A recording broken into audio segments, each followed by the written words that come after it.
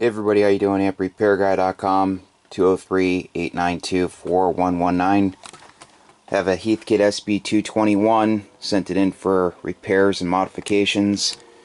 He put the hard block kits in, filter cap board and metering board. He didn't use the proper standoffs. Has some cold solder joints, I'm going to have to fix that. Filter cap board, cold solder joints.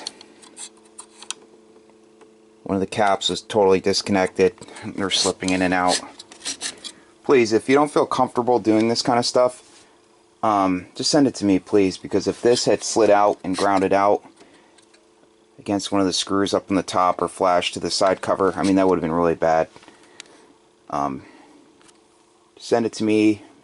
Just save yourself from damaging the amplifier and from having to spend even more money. Now I have to undo this, redo it, and hopefully I can get it all out without any problems.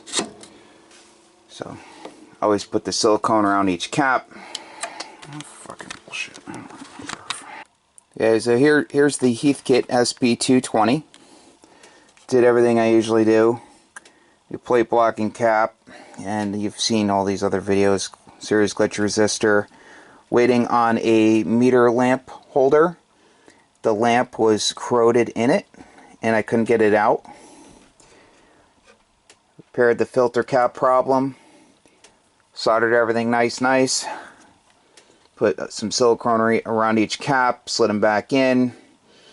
Nice and tight, they won't come back out.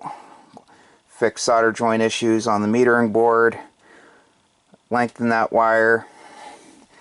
The wire was so messed up and it was so tight, I ended up lengthening it. Used Teflon wire with Teflon tube around it, and at the solder joint I used heat shrink and then put some rubber around it and zip tied it, and it's overkill. It'll never flash over to the ground. But you guys have seen the grids grounded a million times. Everything else has been done underneath. Take care. Always make sure that these screws are nice and tight on the plate tune and plate load. I always check the nuts on the back, the connectors. I just go through everything, make sure all the hardware is nice and tight. Even these nuts, I take the nut off, these two nuts, and I gently tighten the nut at the back of the meter because those loosen up.